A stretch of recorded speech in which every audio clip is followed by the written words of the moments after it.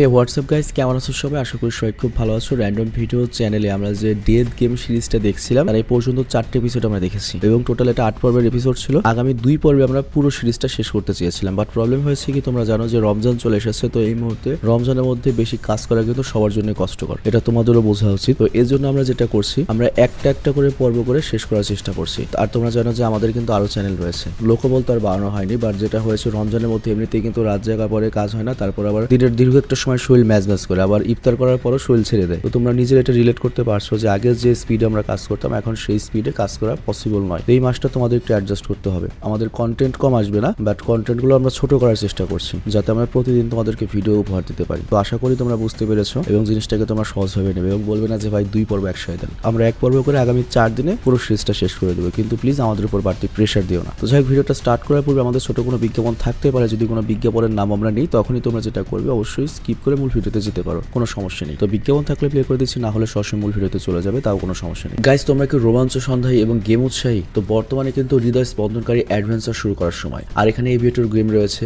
আর এটা এমন একটা গেম যা তোমার পালস রেটিংকে বাড়িয়ে দেবে। আর এই সাইটের সেরা গেমগুলোর মধ্যে এটা দুনিয়াব্যাপী খেলোয়াড়দের মধ্যে সবচেয়ে জনপ্রিয় গেম এবং এই সাইটটি হচ্ছে পুরো ওয়ার্ল্ডের 1 নম্বর গেমিং প্ল্যাটফর্ম এবং আন্তর্জাতিকভাবে লাইসেন্স প্রাপ্ত। আর এখানে যে এভিয়েটর গেমটি রয়েছে, এটা এমন একটা গেম যেখানে তোমার প্রেডিক্ট করতে হবে যে প্লেনটা ওপরের দিকে যাবে নাকি নিচের দিকে যাবে। আর এখানে দেখতেই পাচ্ছ কতটা অনায়াসে জেতা পসিবল। আর এখানের পুরস্কারগুলি এভিয়েটর খেলার প্রতিটা মুহূর্তকে অবিস্মরণীয় করে তোলে। আর এটা এমন একটা সাইট যেখানে তারা গেমগুলোর একটা বিশাল সম্ভার রেখেছে। আর এখানে এভিয়েটর ছাড়াও জেটেক্স, আন্দারবাহার, ক্যাশেক্স এবং জেডেক্স গেম রয়েছে এবং এই প্রত্যেকটা গেমেই সীমাহীন আনন্দ এবং বিনোদন রয়েছে। আর স্ক্রিনে যে প্রোমো কোডটা রয়েছে র্যান্ডম 7, এই প্রোমো কোড ইউজ করে তুমি যদি রেজিস্ট্রেশন করো তাহলে 34,000 রুপি পর্যন্ত বোনাস পেতে পারো এবং 250টি ফ্রি স্পিন পেতে পারো। আর তুমি এখানে Google pay, phone pay, Paytm এর মাধ্যমে বা ক্রিপ্টোকারেন্সির মাধ্যমেও তুমি টাকা ডিপোজিট এবং উইথড্র করতে পারো। আর এটা নিঃসন্দেহে 100% নিরাপদ একটা সাইট যেখানে মাত্র কয়েকটা ক্লিকের মাধ্যমে তুমি সাইন আপ করতে পারো এবং শীর্ষস্থানীয় গেমগুলো খেলার এক্সেস পেতে পারো। আর তাছাড়া এখানে 24/7 গ্রাহক সহায়তা রয়েছে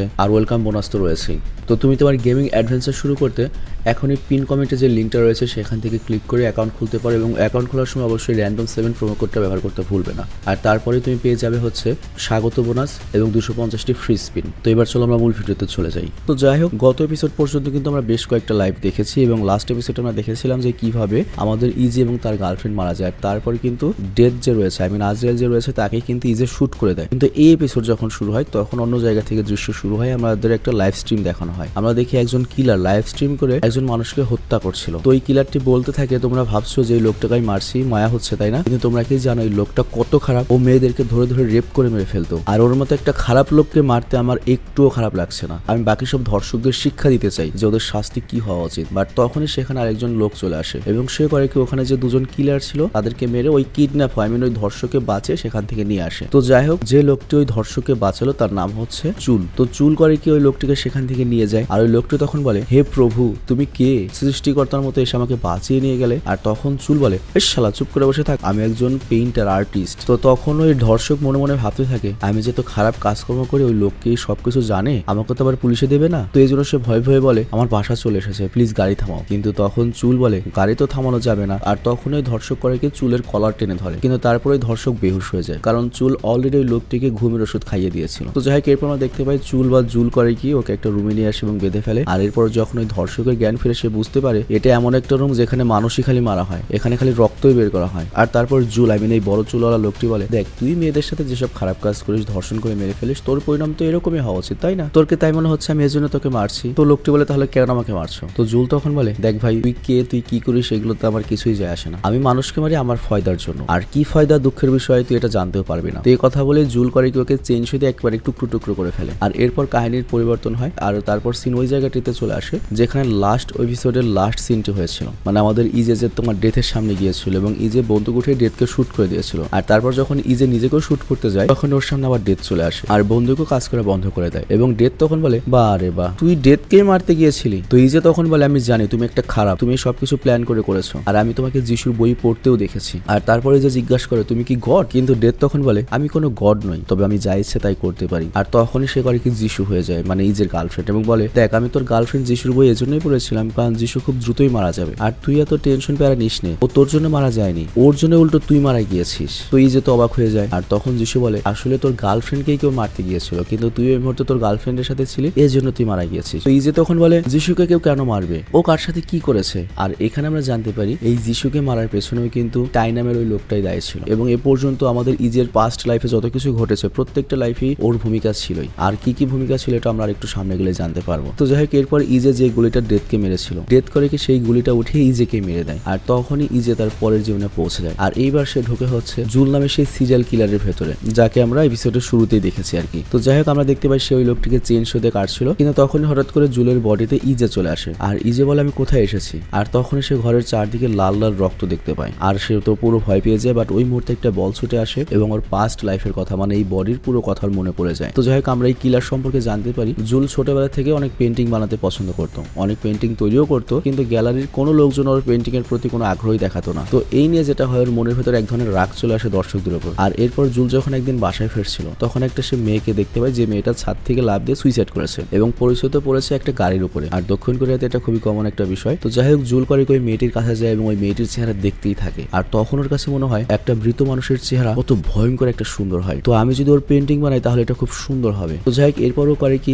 সেম টু সেম একটা পেন্টিং বানায় ওই মৃত মেয়েটির, আর তারপর সেটা দিয়ে হচ্ছে ডার্ক ওয়েবে, এবং ডার্ক ওয়েবে সেই পেন্টিংটার ব্যাপক চাহিদা হয়, কারণ ওই পেন্টিংটা সে তৈরি করেছিল ওই মেয়েটির রক্ত দিয়ে। তো এরপর থেকে সে করে কি এক একজন মানুষ মারে, এবং এক একজন মানুষ যে মারে তাদের রক্ত দিয়ে ওদের একটা মারাত্মক ডেঞ্জারাস পেন্টিং বানায় বা অন্য ধরনের পেন্টিং বানায়, এবং এইগুলো দেখা যায় ডার্ক ওয়েবে কোটি কোটি টাকায় বিক্রি হচ্ছে। তো এইভাবে মানুষ মার্ডার করা জুলের একটা কাজ হয়ে যায়। যাই হোক, জুল এখন প্রত্যেকদিন মানুষজনকে মারতো এবং মেরে মেরে তাদের পেন্টিং বানাতো এবং সেগুলো অনেক দামে বিক্রি করতো। তো এরপর সিনেমার বর্তমানে আসে। তো ইজে তো মনে করে এই জুলের মনে করো পাস্ট ইতিহাস জেনে পুরো ভয় পেয়ে যায় যে আমি ভাই কার বটিতে চলে এসেছি। আর তখনই ও সেখানে একটা পুতুল দেখতে পায়, আর তার সাইডে যিশুর বই লেখা ছিল। তো যিশুর বই দেখে তোর যিশুর কথা মনে পড়ে, আর নগদ করে কি চাকু উঠায়, আর ওর ভেতরে তো আগে থেকে রাগ ছিল। আর তখনও বলতে থাকে যে তুই শালা এবার মরবি। তো আমরা এখানে ভাবি সে হয়তো জুলকেই মেরে ফেলবে, বাট অ্যাকচুয়ালি না, সে টাইকে মারবে, মানে যে ওর গার্লফ্রেন্ডকে অ্যাক্সিডেন্ট করে মেরেছিল। আর যেহেতু ও এখন একটা মনে করো সাইকো কিলারের লাইফে চলে এসেছে বা সাইকো কিলারের বডিতে চলে এসেছে, তো এটা তো ওর জন্য অনেক বেশি ইজি। তো যাই হোক, এদিকে আমাদের ইজে যখন ভাবে জুলের বডি ইউজ করে টাইকে মেরে ফেলবে, ওদিকে আমাদের টাইকে দেখানো হয়, আর এই হারামজাদাই কিন্তু অ্যাক্সিডেন্ট করে যিশুকে গত পর্বে মেরে ফেলেছিল। আর তখনই আমরা দেখি টাই হচ্ছে কি একজনের কাছ থেকে শর্টগান চালানো শিখছে। তো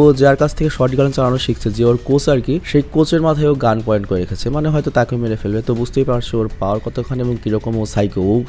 আর এইদিকে আমরা দেখি ইজে করেছে কি যিশুর মৃত্যু জায়গাটিতে এসেছে, আর তারপর বেশ কিছুক্ষণ খোঁজাখুঁজির পরে নালার মধ্যে একটা কলম খুঁজে পায়, আর এই কলমটি তো ও যিশুকে গিফট করেছিল। আর ওখান থেকে ওর সেই সিনটা মনে করে আগের জন্মের, যখন ও মারা যাচ্ছিল। আর তারপর আমরা ওই দিন রাতের সিন দেখতে পাই, যেখানে টাই আর ওই লোকটি অ্যাক্সিডেন্ট করার পরে কথা বলছিল। তো টাই তখন ওই লোকটিকে বলে, দেখ আমার বাবা যদি জানতে পারে অ্যাক্সিডেন্ট আমি করেছি, কারণ গাড়িতে ধরা পড়বেই, তাহলে কিন্তু আমার কোম্পানির পজিশন থেকে আমাকে সরিয়ে দেবে এবং আমাদের সমস্ত সম্পত্তি চ্যারিটিতে দিয়ে দেবে। তো এই জন্য আমি চাই তুই আমার সমস্ত দোষ তুই নিজের ঘাড়ে নে, মানে সালমান খান স্টাইল আর কি, ড্রাইভারের উপর দিয়ে সব দোষ দিবে, এবং তুই বলবি তুই নেশা করেছিস, রাগ নিয়েছিলি, এই জন্য অ্যাক্সিডেন্ট করেছিস, চিন্তা করিস না, কিছুদিন পরে আমি জেল থেকে তোকে ছাড়িয়ে দেবো এবং অনেক হায়ার পজিশনে রাখবো কোম্পানি। তো ওই লোকটা রাজি হয়ে যায়। আর তারপর ওই লোকটিকে ওই গাড়ির যে তোমার মেমোরি কার্ডটা ছিল, সব যে রেকর্ড হয় ভিডিও, সেগুলো নালার মধ্যে পানিতে ফেলে দেয়। আর তারপর পুলিশকে কল করে সবকিছু বলে যে আমি সব করেছি। আর তারপর যিশুর হাতে যে পেনটা ছিল সেটাও ফেলে দেয়। তো যাই হোক, ওই পেনটি ইজে মূলত পেয়েছে, বাট ওটার ভেতরে কিছুই ছিল না, কোনো মেমোরি কার্ডও ছিল না। হতে পারে ওই মেমোরি কার্ডটা পরে কোনোভাবে আর কি ইজের হাতে পড়বে। আর এরপর আমরা দেখতে পাই ইজে টাইয়ের কোম্পানিতে এসেছে, কিন্তু তখন টাই কোম্পানিতে ছিল না। আর এই জন্য সে একটা রিসিপশনিস্টের কাছে জিজ্ঞাসা করে টাই কোথায়। আর তখন রিসিপশনিস্ট বলে টাই তো নেই এখন। তো এখানে ইজে মূলত নিজেকে একজন সাংবাদিক হিসেবে পরিচয় দিয়ে রিসিপশনিস্টের সাথে কথা বলেছে, কিন্তু সাংবাদিক দেখলে তো সবাই ভয় পায়। তো এই জন্য রিসিপশনিস্ট বলছিল যে এখানে টাই নেই, কিন্তু তখনই দেখা যায় যে টাই আসলে ভেতরে ছিল। আর আমরা দেখতে পাই টাইয়ের বাবাও সেখানে আসে,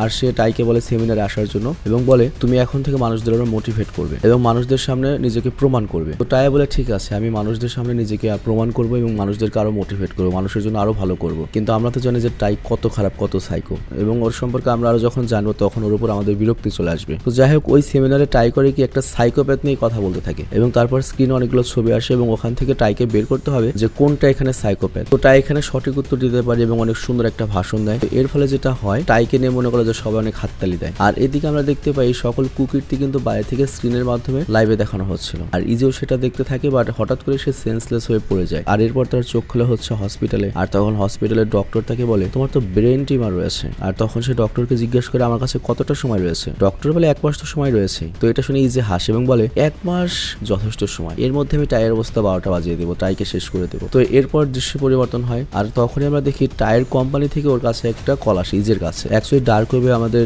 ইজে যে ছবিগুলো দিয়েছিল সেগুলোর একটা পেন্টিং টাইর পছন্দ হয়েছে, এই জন্য কল করেছে। এরপর টাই তাকে মিটিং এ ডাকে আর আমাদের ইজে মিটিং এ যায়। আর এখানে উল্লেখ্য দুজনে কিন্তু সাইকোপ্যাথ এবং দুজন সাইকোপ্যাথ হাত মেলায়। আর তখন টাই ইজেকে জিজ্ঞেস করে এই ছবিটা তুমি কিভাবে বানিয়েছো। তো এখানে ইজে খুব অকপটে স্বীকার করে আমি 5-6 জন মানুষের রক্ত দিয়ে ছবিটা বানিয়েছি। তো টাই বলে এটা কি সত্যি? ইজে তখন বলে হ্যাঁ একদম, তুমিও যেরকম মানুষ মারো আমিও সেরকম মানুষ মারি। টাই তখন বলে সত্যি? তুমি কি জানো আমি মানুষ মারি? ইজে তখন বলে আমি তোমার চেহারা দেখে বুঝতে পারছি তুমি কেমন মানুষ। টাই তখন বলে তুমি নিশ্চয়ই মজা করছো তাই না? ইজে তখন বলে হ্যাঁ মজাই করছি। আর তখন ইজে এগিয়ে এসে করে কি ছুরি বের করে টাইকে মারার চেষ্টা করে। বাট তখনই ওর ডেথের কথা মনে পড়ে। অ্যাকচুয়ালি ডেথ ওকে একটা নিয়ম দিয়েছে, ও যদি কাউকে মারার চেষ্টা করে তাহলে তখনই ডেথ সামনে চলে আসবে। আর তখনই টাইয়ের ড্রাইভ করে। তো টাই ইজের পেন্টিং এর প্রশংসা করতে করতে সেখান থেকে যেতে লাগে আর কিনবে এটা অ্যাসিওর করেও চলে যায়। কিন্তু ইজে বলে ঠিক আছে তুমি আমাকে ঠিকানা পাঠিয়ে দাও আমি ডেলিভারি করে দেবো। কিন্তু অ্যাকচুয়ালি এখানে ইজে টাইয়ের অ্যাড্রেস চাচ্ছে, বাড়ির অ্যাড্রেস চাচ্ছে। তো যাই হোক পরের সিনে আমরা দেখতে পাই টাই চার্জে গিয়েছে আর এখান থেকে আমাদের প্রথম পর্বে নিয়ে যাওয়া হয়। আর তোমাদের নিশ্চয়ই মনে আছে ইজে মারা যাওয়ার পরে যখন প্রথম একটা বডিতে ঢুকেছিল সেই বডিটা কিন্তু প্লেন ক্র্যাশে মারা গিয়েছিল। আর ওই বডিতে যে লোকটা ছিল সেটা কিন্তু টাইয়ের বড় ভাই ছিল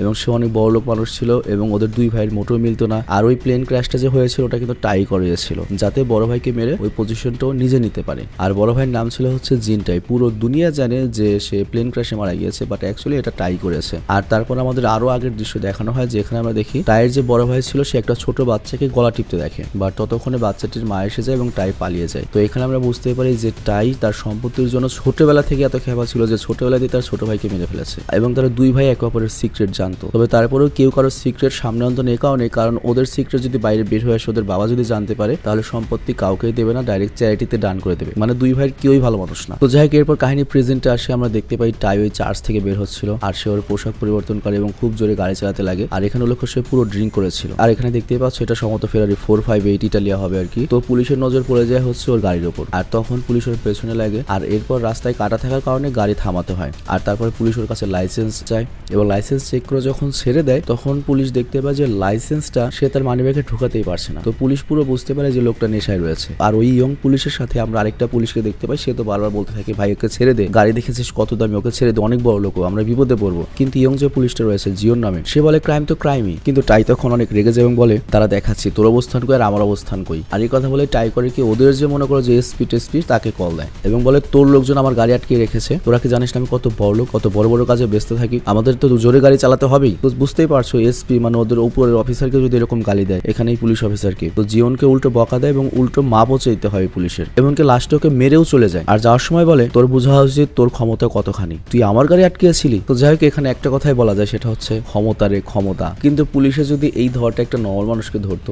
উল্টো হতে কিন্তু একবারে ন্যাংটা করে ছেড়ে যেত। এই জন্য কথায় রয়েছে আইন হচ্ছে মাকড়সা জালের মতো, বড়দের ধরলে ছিঁড়ে বেরিয়ে যাবে, ছোটদের ধরলে মনে করে আটকা পড়ে মারা পড়বে। যাই হোক এরপর দেখি আমরা ইজে টায়ের বাসায় চলে আসে টায়ের সাথে দেখা করার জন্য। আর ইজে এখানে এসেই করে কি টায়ের যে দামি ফেরারি গাড়িটা রয়েছে তার উপর পা রেখে জুতা মুছতে থাকে। তো এতে তো টায়ের অনেক রাগ হয়ে যায় এবং ইজেকে মারতে যায়, কিন্তু ইজে তখন ওকে থুতু দেয় আর শুরু হয় মারামারি। আর তখন ইজে করে কি টায়ের মুখে ঘুষিও দেয়, কিন্তু টাই তখন করে কি শর্ট গান নিয়ে ইজেকে মেরে দেয়। কিন্তু আমরা দেখি ইজে মরেনি, ইজের কাছে বুলেট ভেস্ট ছিল। তো এরপর ইজে করে কি গাড়িতে বসে এবং টাইকে গাড়ি চাপা দিতে যায়। তো এখানে ওরা দুজন মারামারি করে হইচই ফেলে দেয়, মানে দুজনে অদ্ভুত ভাবে মারামারি করে। আর এই দুই সাইকো করে কি বেশ কিছুক্ষণ মারামারি করার পরে দুজনে আবার শান্ত হয়ে গাড়িতে বসে। কিন্তু এরপর আমরা দেখতে পাই ইজে করেছে কি টায়ের হাত বেঁধে দিয়েছে আর তারপর নিজের আড্ডায় নিয়ে আসে এবং বলে দেখ এখানে আমি 70-75 জনকে কেটেছি, তোকে দিয়ে হয়তো 76 জন হবে, আর আমি অনেক খুশি যে তোর মতো একটা শয়তানের মাংস আমি এখন বানাবো। কিন্তু তখনই ইজে অজ্ঞান হয়ে যায়। মানে আমরা তো জানি ইজে এখন বর্তমানে যার বডিতে রয়েছে তার কিন্তু ব্রেন টিউমার রয়েছে। আর টাই তখন বলে আচ্ছা তুই কি সত্যি রক্ত দিয়ে এইসব পেন্টিং বানাস? আর আমি তোকে যদি বলি আমি এরকম অনেক মানুষ মেরেছি। আমার প্রথম মানুষ মারা শুরু হয়েছে হচ্ছে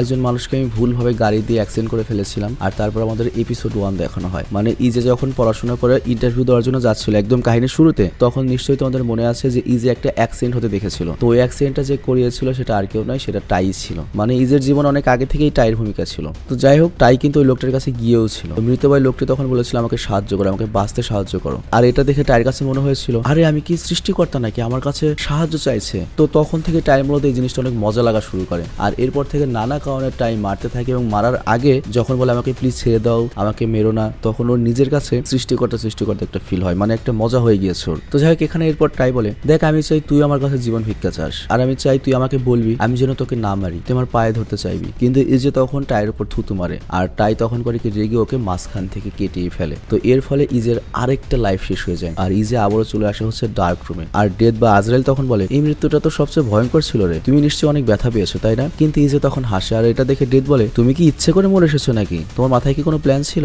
আর এদিকে আমরা দেখি পৃথিবীতে টাই হাত ধুচ্ছিল, কিন্তু আমরা দেখতে পাই পুরো রুমে সিসিটিভি লাগানো, মানে সব কিছু রেকর্ড হয়েছে। আর এখানে 5 নম্বর এপিসোড শেষ হয়ে যায়। তো এর মানে হচ্ছে আমাদের ইজে তো আবার জন্ম নেবেই। তো এই কারণে ও টাইকে যেহেতু শাস্তি দেবে আর নিজে যেহেতু টাইকে মারতে পারবে না, তো এর জন্য এমন কিছু করবে যাতে টাইকে ফাঁসানো যায়। তো এই জন্য সে সিসি ক্যামেরা লাগিয়ে নিজেই টাইয়ের হাতে মরেছে, যাতে পরের জন্য সেখান থেকে সকল তথ্য বের করে টাইকে ফাঁসিয়ে দিতে পারে। তবে তারপরে যত সহজে বললাম, এত সহজে সবকিছু না হতে পারে, কারণ বুঝতে হবে এটা একটা কোরিয়ান সিনেমা বা কোরিয়ান সিরিজ। কই থেকে কই কাহিনী মোড় নেবে এটা পুরো না দেখলে বোঝা যাবে না। তো যাই হোক, আজকের মতো আমি বিদায় নেব এবং আমি রিকোয়েস্ট করবো যে রমজানের মাসটা আমাদেরকে বেয়ার করার জন্য। আমরা খুব বেশি কন্টেন্ট বা খুব লেন্দি ভিডিও আমরা দিতে পারবো না, এই জন্য আমরা আন্তরিকভাবে দুঃখিত এবং আমরা আশা করছি তোমরা এটা বুঝতে পারবে। তো যাই হোক, আমি বিদায় নিচ্ছি আর সবাইকে রমজানের শুভেচ্ছা। আরেকটা ব্যাপার হচ্ছে, সারা বছর আমরা যে যাই করি না কেন, রমজান মাস কিন্তু একটা আমাদের জন্য টার্নিং পয়েন্ট। রমজানের ওছিলায় আমরা কিন্তু অনেক পাপ কাজ থেকে বেঁচে থাকতে পারি। আমি নিজেও চেষ্টা করছি এই রমজানের ওছিলায় আমার যে দোষগুলো রয়েছে সেগুলো থেকে যেন আমি বেঁচে থাকতে পারি। তো এই একটা মাস যদি আমরা কোনো রকমের দোষ ছাড়া বেঁচে থাকতে পারি, অটোমেটিক্যালি দেখা যাবে আমাদের পরবর্তীতে এটা অভ্যাস হয়ে যাবে। তো এই জন্য রমজান মাসটা অবশ্যই আমাদের কাজে লাগানো উচিত। তো আমার জন্য দোয়া করো, কারণ দেখো প্রত্যেকটা মানুষেরই ভালো সাইড রয়েছে, খারাপ সাইড রয়েছে। যত ভালো মানুষই হোক, সবার ভেতরে খারাপ দিক ভালো দিক থাকবেই। তো দোয়া করো আমি যেন আমার ভালো দিকটাকে আরো বেশি উজ্জ্বল করতে পারি এবং খারাপ দিকটাকে একেবারে শেষ করতে পারি। আর তোমাদের জন্য একই রকম দোয়া থাকলো। টেক কেয়ার, আল্লাহ হাফেজ।